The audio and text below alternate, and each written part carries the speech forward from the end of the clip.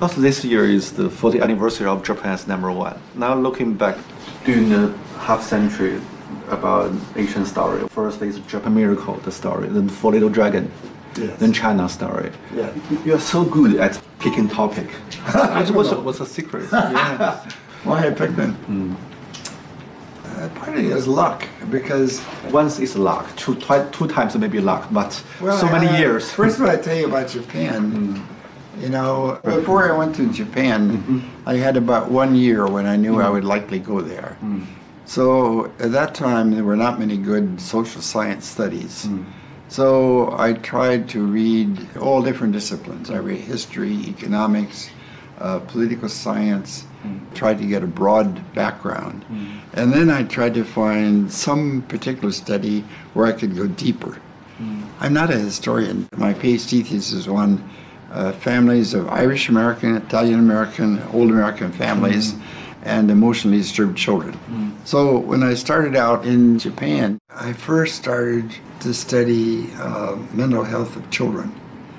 But then one day, one of my Japanese families said, you know, there's a difference between salarymen and other families. And that lit up a light. That's really interesting. It's a sort of openness to the big ideas. The new middle class did not mean they just got rich. It meant that the structure of those families' life when they worked for a big organization was very different from the independent business people. So as a whole structure became a new topic. So on the way to Japan, I visited, my wife and I had never traveled abroad. So we wanted to see the world. So in those days you could get an airplane ticket and stop in every country. And when I went to England, this is 1958, there were still many rubbles on the street from World War II bombing. And Japan was already cleaned up. It was very poor. Even the main streets of Tokyo, to me, were like alleys. But they were working very hard. I knew some of the facts, but I never thought about what's the big picture. I think the big picture is going from a structure where you had clans in Japan to a broader administrative structure. The transition from an organization of clans working together to a broader administrative state that has its own structure and ideology and so forth. And once I could see that broader perspective, a lot of the details fell in place. So that was my first book that ended New Middle Class. And then from 1960 until 75, I did not spend, I went every year, but not do it for a long time. 75 to 76, I went back for a whole year. When I was there, I realized, whoa, Japan is really coming up. And it has the potential for having much bigger impact on the world. And I'll give you an example of one country, and I think it was Peru. I talked to a local guy who he started out as the dealer for Japanese motorbike. He was so amazed at how rational the Japanese were, how hard they worked, and how they maintained quality, that he learned how to do modern quality, and he influenced some other people. That's when I began writing Japan as #1. So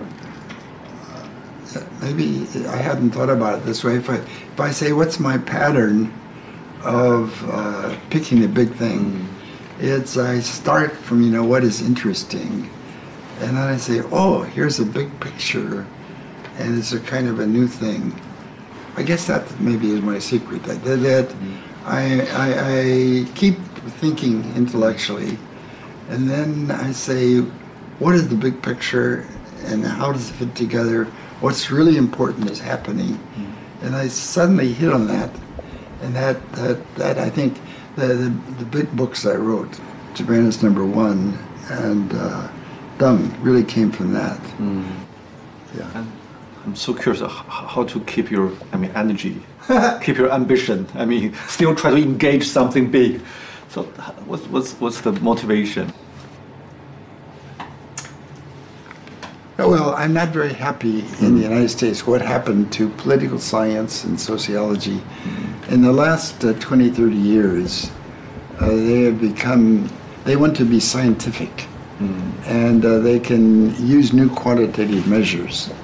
Get a sample of 5,000 and this is correlated to this. But from my point of view, they don't do enough to see what is the context and what is the social background, what is the history. So the kind of research that I like, where you really get to know people and see historical context and see broad context, is not so popular. The other thing is universities now have become too bureaucratic. We have so many problems with females, how you handle females, and how you handle blacks and transgender.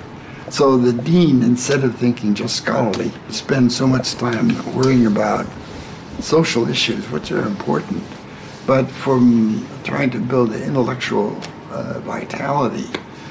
Their mind is so busy with so many different things like this. So, of course, in the whole world, I would say one of the fundamental differences, people become so detailed. They do not see the big picture. There are so many talented people lost their confidence about civilization. You said before that you study other countries because you want to use others' experience to maybe enlighten United States. Yes. During the past 5 decades, you travel deeply into China, Japan. Yes. So what's the major things you want to bring to United States, to Americans? Well, unfortunately, they don't listen enough. If I really want to try to make America, if I really had power and really want to have fundamental, I think the experience of the countries that were late developers, where the country takes a more active role in trying to guide the whole country, would be really good. For example, we have good suburbs that have good schools. In poor neighborhoods, we have very poor schools, very poor teachers. If you had a national Ministry of Education, you would really try to have a national program, and you would have federal money, national money, to help the backward schools. So you'd have a much more equal educational system. So if I really had power and really want to use the example of Japan and China, I would say the government should take a much more active role. But I'm afraid America can't do that. I mean, we're not a late developer, and now people have too much pride. But in some ways, I think my vision is bigger. I mean, it's a very important intellectual task for the whole world.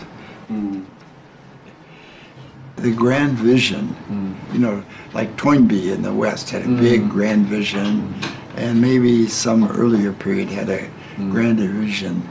But I think now people are not looking forward enough.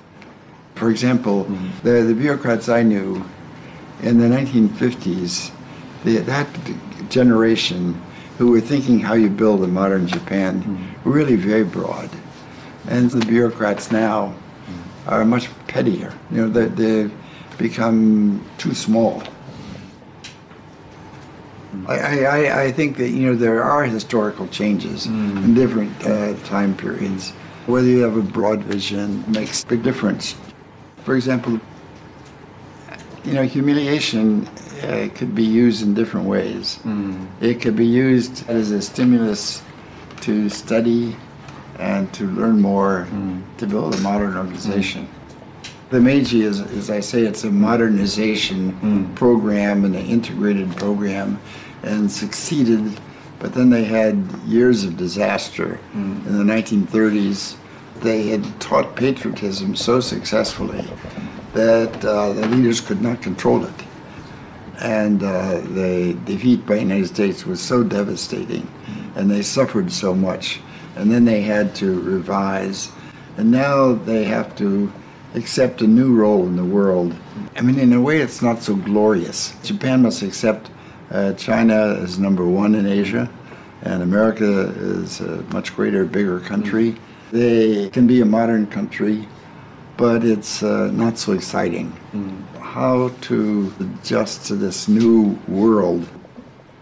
They don't have a clear vision. I think in China also, China is new powerful, and they have not yet become comfortable with their power. Now when they go to many other countries, some of the instinct is, look, we're the big shot, please listen to us. There are some people like that, and some other people say, now to get along as we expand, we cannot be too proud. That is a good way. But my impression is that they use a lot of slogans, but they haven't tried to be systematic. They did not have an overall systematic plan about learning from the world in every single area. Geography, local customs, the value system, the religion, the family structure, how to persuade and how to have deep understanding of people, their deeper feelings. For example, in the United States, propaganda is not a good way to persuade Americans. In the long run, this will not succeed very well.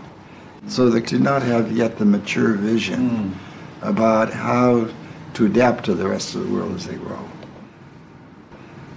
From America's point of view, I think after World War II, in a way, it was kind of a peak. We were the one great country in the world with modern industry. And now China will surpass America in some places. And we don't have a plan. I think our leaders, they have an instinctive reaction from the Cold War. We won't let another country pass. And a lot of people in Washington just want to criticize China, jump on China. But they don't have a vision of how to work with China now. I mean, from my point of view, human civilization is not just about business interests, economic growth, or new technology breakthrough. It's a broader conception. It's a kind of an intellectual development of trying to think the big picture of what is happening. You mentioned the public intellectual tradition. In 1960s, 70s, and until 80s, public intellectual play a very important role in understanding other countries. Now it become more marginal. There is a deeper problem. I mean, comparing with the older generation, people think not curious about different behavior, mentality of others, civilization. We are very self-centered. From your perspective, how to deal with? I don't know the answer. I wish I knew. I think it has to do with the new connection between communication and so forth. But what will be the basis of healthy relations? It's true. I mean, in the last 20 years, the world became chaotic. And out of the chaos, the people went off in different directions, so I don't know that answer. But I think what I can do, and maybe have some impact, I hope, is how to deal with China. And there's some things Americans may not like about what's going on in China. But you have to be realistic. After all, China is going to be strong. And there are a lot of good Chinese people you can work with. If John King Fairbank alive, what would he do? In a way, he did not have such a broad goal as I do.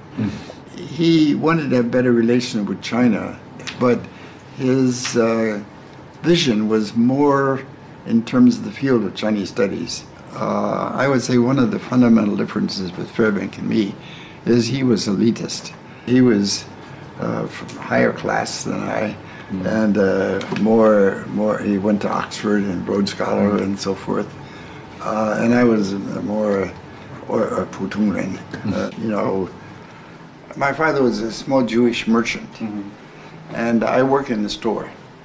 And my father had very good attitude of trying to get along with everybody and to become very familiar and very friendly.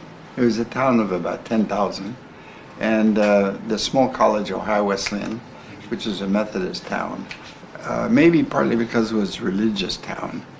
There were many Christians there, although I was Jewish. It gave me a sense that I want to be friends with everyone. And also it was World War II. So we had friends who went to the war. We knew people who died during the war. My generation after the war, we really wanted to have world peace. And in some ways, I feel I'm so lucky. I grew up in such small town America. I was given the opportunity to experience so many historical changes. And that to me means so much responsibility. Not because I thought that was so important, but because I thought the relations were so bad and I really want to that's the honest way. I really want those people to get along because there's so many good people in both countries. And there ought to be a better way, and I knew a lot of people. I want them to get along. So maybe I'm immodest. Maybe I'm not correct. But I think I have a contribution to make. So, do you think, there was a golden age between China and the United States, but now we have so many different complexes between each other. So, the transition, how the transition happened is... Of course, every country like China and the United States is big and we have many different people. The extreme rightists, the extreme leftists. They don't have the confidence and the vision to really develop a understanding of each other. So how to find a new path. I'm afraid it could be so hard in the near future. But, well, it's also, I think of the missionaries. I give you one example. I knew a Guangdong guy, a guy named Yang Mai. The exchange with people whose experiences are different from one's own is very illuminating. There are other ways to think. And I think that right now, that kind of attitude in this country is so necessary. Right now in the U.S., we are so divided that we cannot come to the middle. Ezra wrote China and Japan Facing History. Somebody needs to write the book now. America, right and left, facing history. Maybe I'll write that. No. But no, it's people are so close-minded. And the sad thing is, it's not just the other side, it's one's own side. We're not willing to even talk. When Trump won the election, I was surprised, but I immediately looked for all the books that I could find that related to what the other side might be thinking or experiencing and that might contribute to my understanding of why this was happening. Yeah. And I spoke to a good friend. Oh, I'm reading this and that and the other thing and trying to understand the other side. And she just looked at me and said, why would you want to understand the other side? They're all racists. End of story. And this is an intelligent person whose opinion I normally respect. And she's still my very good friend. But why would I even try to understand another side? Surprised her. People are just absolutely closed. We don't need that. We don't need that in the same country. We certainly do not need that between China and the U.S. People need to understand why there are different points of view and how can you find a middle ground. We both sincerely wish people could listen to other people and respect their opinions, or at least understand them. So you discuss the issue with Ezra a lot? Often? Well, I wouldn't say a lot. We're sitting there at the kitchen table. I'm reading the Boston Globe. He's reading the New York Times. Now I have to read the New York Times myself. And I'll say, oh, did you see this story on blah, blah, blah? Or Trump is doing X, Y, Z. Yeah, we would discuss them like that. Or something terrible. I am so glad, this is going to sound stupid. I'm so glad he didn't see January 6th. It would have broken his heart.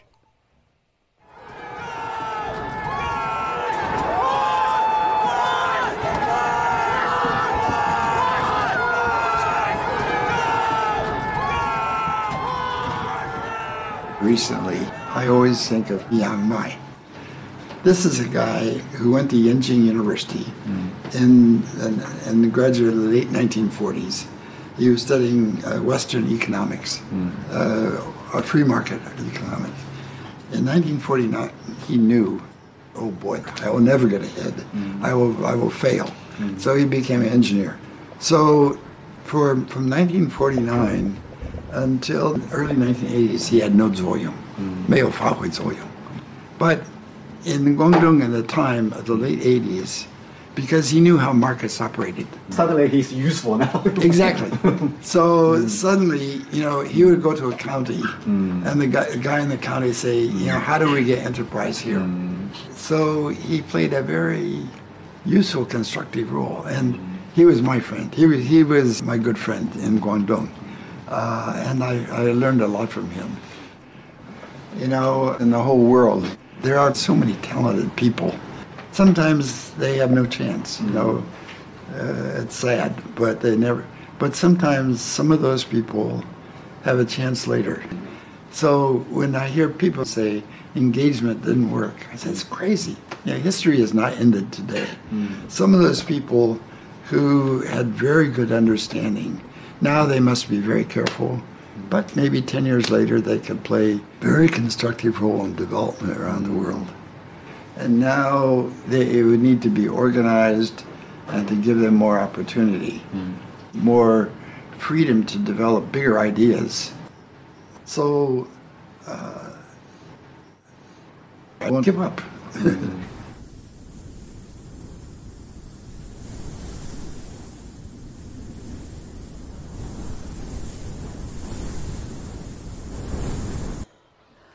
All right, you want to see where he works. All right. Yeah, his working room.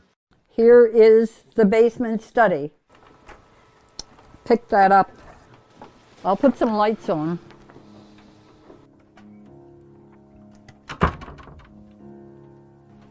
Okay, so this is the place.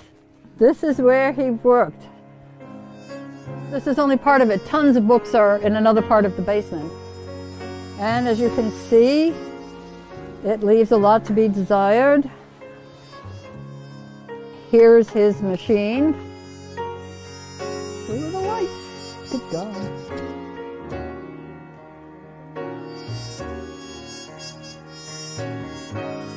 I'm not sure I should tell you this, but he had the draft of the paper that he was preparing as part of a Harvard package that was to go to the next administration. Now that means Biden, but it could have been somebody. So he decided more recently that he wanted to work more on Chinese because he did feel an obligation.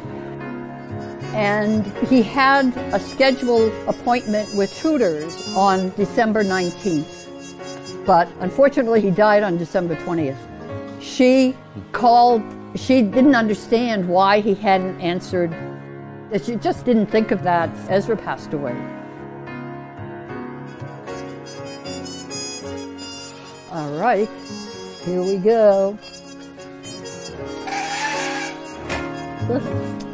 Well, these are supposed to work so that, ideally he would sit here, he would look out, he would see this plant, and then he would be able to see the area there. He didn't really make much use of the view. Usually this was just kept closed.